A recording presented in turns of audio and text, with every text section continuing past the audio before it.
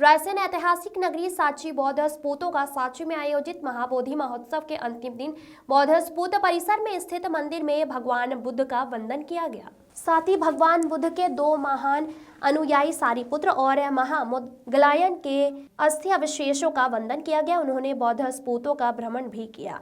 इस दौरान सांची में आए हुए देश विदेश से अनुयायी लोग और ग्रामीण जनता हजारों की संख्या में मेले में उपस्थित रहे। वहीं सांची स्तूप परिसर क्षेत्र में फालून दाफा नाम की एक संस्था जो विश्व में अपने नाम से फेमस है। यह संस्था हर साल पिछले कई वर्षों से नेशनल मेलों में अपनी शिरकत करती है। जो आए हुए अनुयायी वह ग्रामीण जनता को अपने योग के माध्यम से जीने की कला और अपने जीवन में कैसे शरीर को स्वस्थ रखने के संबंध में योग के माध्यम से बताया जाता है कि जो भी बच्चा पुरुष महिला इस योग के संबंध में जानकारी चाहता है तो वह भी वहां उपस्थित होकर फालून दाफा संस्था की महिलाएं और पुरुष इस सेवा को सरल तरीके से सीखते हैं, जिसे ग्रामीण जनता और बच्चों में काफी सराहना। वहीं पर ब्रह्मा कुमारी दीदी द्वारा भी परिसर में अपने कैंप लगाकर जनता को जीने की कला पोस्ट द्वारा बताया गया। स्तूप 3री शताब्दी ईसा पूर्व में बनाया गया था। कई बार हम भारतीय इस बात का एहसास नहीं कर पाते कि हम कितने भाग्यशाली हैं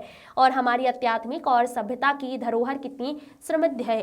चोटियागिरी विहार की स्थापना की 72वीं स्मृति समारोह में भाग लेकर मैं सम्मानित महसूस कर रहा हूं। यह इतिहास और आध्यात्मिकता की यात्रा है। उन्होंने बताया कि वंदनीय भिक्षुओं से बातचीत अत्यंत ज्ञानवर्धन रही, जिसे हमें हमारे दैविक जीवन में करुणा और सावधानी पूर्ण जागरूकता के शाश्वत मूल्यों को पुनः स्थापित करने की प्रेरणा दी। सांची की दिव्य आभा का अनुभव कर खुद को वास्तव में धन्य महसूस कर रहा हूँ।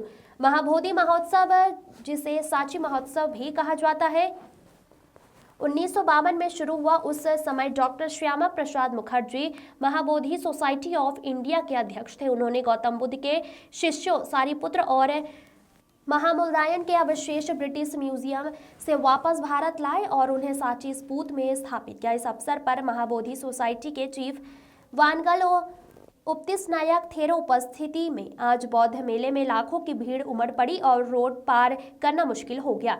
इस स्थल से गुजरने वाले राष्ट्रीय राजमार्ग के कारण वाहनों की लंबी लंबी कतारें लगी रही।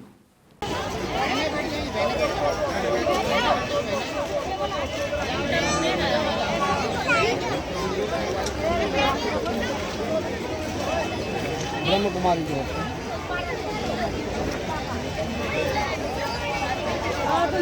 मिल जाएगी।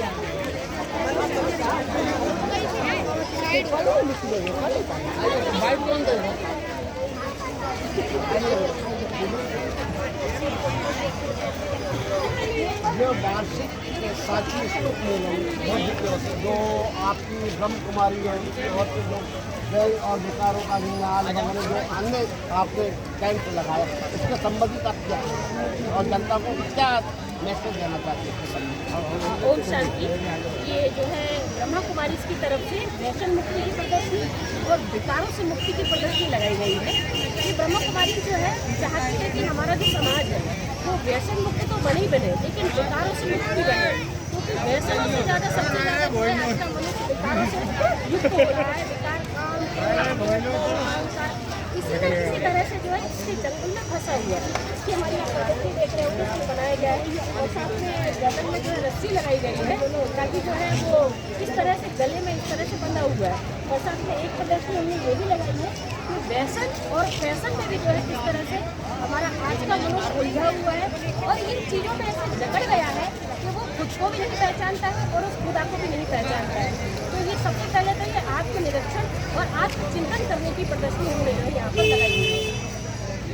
और ये कहाँ से आप भोपाल से ब्रह्म कुमारी का या रायसेन जो प्रॉपर है हमारे यहाँ ब्रह्म कुमारी रायसेन में भी है, तो उनकी तरफ से या भोपाल से पूरा संगठन? हाँ, ये हमारा जो संगठन है ये लगभग 2-3 जिलों से मिलकर आए हुए हैं। भोपाल जिले से भी हमारे भाई बहन आए, रायसेन जिले से भी हमारे भाई बहन आए और गिरिशल जिले से भी जो हमारे भाई बहन आए हुए हैं। ये इंटरनेशनल मेला है और इंटरनेशनल मेले में हमारा सभी जिलों का संगठन जो है आया हुआ है और इसमें अपना अपना जो है अमूल्य समय का सहयोग दे रहे हैं। आपसे ये परिचय करवाता हूँ, यहाँ के डॉक्टर है फागुन दफा। फागुन दफा क्या है और इसकी इससे क्या बेनिफिट है, इसके संबंधित में आइए आपसे रूबरू होकर बताइए। हाँ, मैं नागपुर से डॉक्टर अविनाश गोड़ा यहाँ पर 2 दिन के लिए आया हूँ। ये सांची का जो महोत्सव है, इसमें हमारा स्टॉल जो फालून दाफा का वो लगा हुआ है और पिछले साल से जो भी ये लग रहा है, हर साल हम आते हैं यहाँ पे और हमारे प्रैक्टिस से यहाँ पे लोगों को मालूम करवाते हैं। बहुत अच्छा परिणाम मिलता है इसका। ये फालून तो दाफा अभी मैं- क्या है? हाँ। फालून दाफा क्या है, इसके संबंधित आपको बताना है और इससे क्या बेनिफिट जनता को हो रहा है इससे फालून संबंधित। दाफा ये वर्ड चाइनीज वर्ड है। फालून दाफा एक चाइनीज वर्ड है। फालून दाफा एक चाइनीज वर्ड है। फा नून यानी भी यानी चक्र, फा यानी सिद्धांत और दाफा यानी मानसिक। शरीर और मन के विकास के लिए प्राचीन प्रभावी उच्चतम साधना अभ्यास है, जिसको फालून दाफा बोला जाता है, यानी महान सिद्धांत सिद्धांतिक चक्र। तो ये शरीर और मन के विकास के लिए प्राचीन प्रभावी साधना है। इसके बारे में बताना चाहूँगा कि इसमें तनाव, काम, टेंशन ये जो है निकल जाते हैं। वो आज की दुनिया में ये बहुत ही ज़्यादा होता है कि हर रोज़ हमें परेशान करना चाहिए। तो इसमें बहुत ही राहत मिलती है। हम अपने खुद की सेहत में ध्यान नहीं देते, जिसमें बाकी चीज़ें करते रहते खुद का सेहत देखते हैं, तो इसमें भी ध्यान देना चाहिए। इसमें शरीर का शुद्धिकरण होता है, मन का शुद्धिकरण होता है। इसमें एनर्जेटिक है, ये दिन भर काम करने के बावजूद भी हमें यानी एनर्जेटिक लगता है, शक्ति आती रहती है, इम्यूनिटी बढ़ती है, रोग प्रतिकारक शक्ति बढ़ती है, नीतिमत्ता जो है मॉरल कैरेक्टर, मॉरलिटी भी इसमें बढ़ती है। ये 114 में मोर देन 114 कंट्रीज में होता है, दुनिया भर में होता है हर। और यहाँ पे इंडिया में जो मेट्रोपोलिटन सिटी है वहाँ पर भी होता है। अभी तो डिस्ट्रिक्ट लेवल पे चालू करने के खेड़े में भी ये चलता है। तो ये बहुत ही अच्छा प्रैक्टिस है। ये हम लोगों को बता के इसकी वेबसाइट भी है falundafa.org। मैं इम्पोर्टेंट तो ये है इसमें कि ये टोटली फ्री है, no donation, no registration fee, no membership, कुछ भी नहीं देना पड़ता है और बहुत अच्छा है। और यहाँ पे बहुत ही हमें अच्छा रिस्पॉन्स मिलता है। बहुत सारे लोग ट्रायल पॉम्पलेट लेते हैं, पत्रक लेते हैं और यहाँ पे बहुत सारे सीखते भी हैं, बहुत बुक्स भी जाते हैं और बहुत अच्छा रिस्पॉन्स हमें यहाँ पे मिला है। हम हर साल आते हैं, बहुत अच्छा है।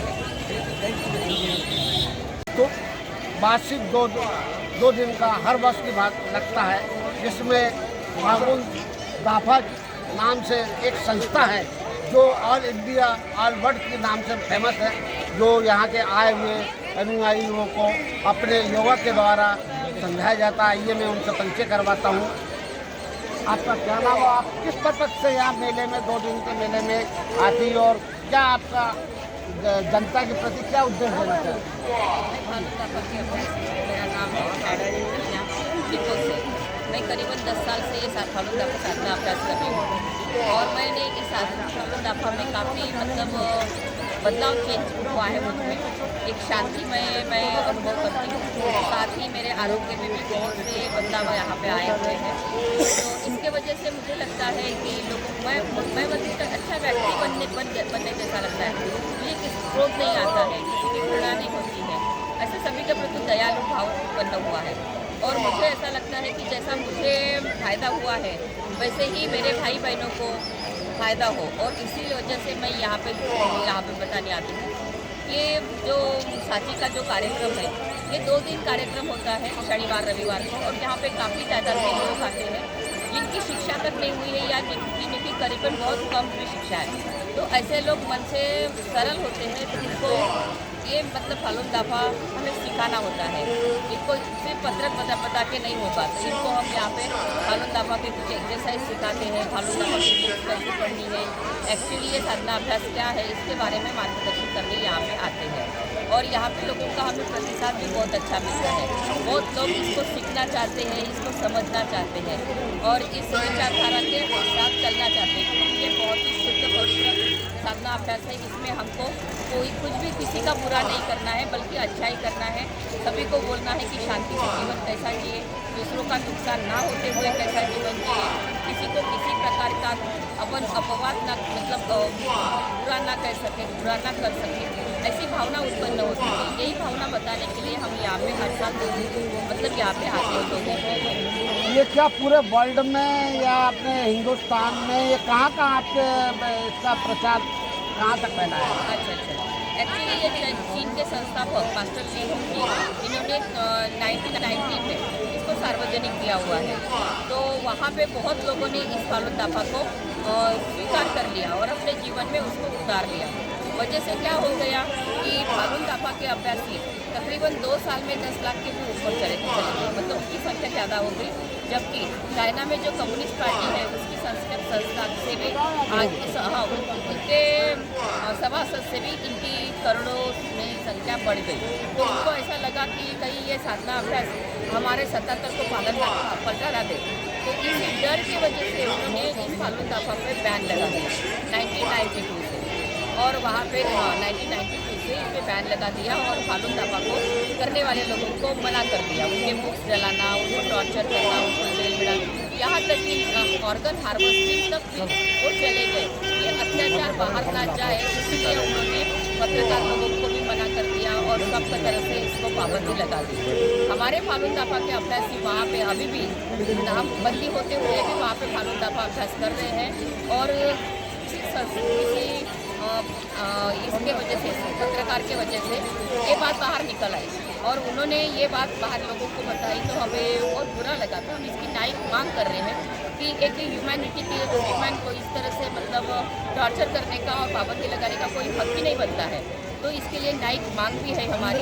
और ये बात हम ही नहीं, 140 देशों के लोग, मतलब तकरीबन 120 देशों के लोग इसके लिए न्यायिक मांग कर रहे हैं।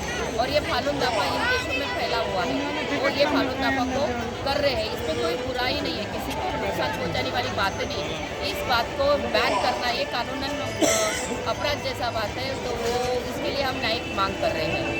आप एक महिला होते हुए भी और एक एडवोकेट होने के बाद भी आप अपना समय किस परिवर्तन से निकाला जाता है, जो जनता तक आपका मैसेज क्या है? बस बराबर, मैं अपना काम तो करती हूँ, लेकिन मेरी अपनी एक सामाजिक बांधिलकी भी है। मैं समाज के प्रति कसाई भी समझती हूँ और मैं एक वकील होने के नाते ये भी समझती हूँ कि ह्यूमन राइट्स हमारे होते हैं, उसको वायलेट करने का कोई अधिकार नहीं है, किसी सरकार को भी नहीं है। और ये सरकार सिर्फ बंदी तो नहीं ला रही, लेकिन उससे बंदी तो ला ही रही है, उसके बावजूद भी लोगों को ऑर्गन हार्वेस्टिंग कर रही है। बहुत ही मतलब खतरनाक चीज़ है, ऐसे नहीं होनी चाहिए। इसलिए हम लोग न्याय की मांग कर रहे हैं। आपका क्या नाम है और आप कहाँ से पूरा नाम बताइए? अच्छा, मैं एडवोकेट कत्या निको से और मैंने अभी बताया कि मैं 10 साल से ये साधना अभ्यास कर रही हूँ। मानकापुर में इसका अभ्यास लेती हूँ। मेरे साथ बहुत से औरतें करती हैं और फालून दाफा का अभ्यास करती हैं और उनको बहुत अच्छा फील होता है और उनका भी बहुत से मतलब उनमें भी परिवर्तन आए हुए हैं। और मैं संदेश देती हूँ कि सभी ने ये साधना अभ्यास करना चाहिए, क्योंकि इसमें पूरा कुछ है नहीं। और हम लोग तो सभी चीज़ों के लिए टाइम निकालते, लेकिन खुद के लिए टाइम नहीं निकालते। तो हम 2 घंटे तो आराम से निकाल सकते हैं। 1 घंटा पुस्तक पढ़ें और 1 घंटा एक्सरसाइज करें। इससे हमारा स्वास्थ्य भी अच्छा रहता है, मन भी अच्छा रहता है और दिन भर हमें एक एनर्जी मिलती रहती है।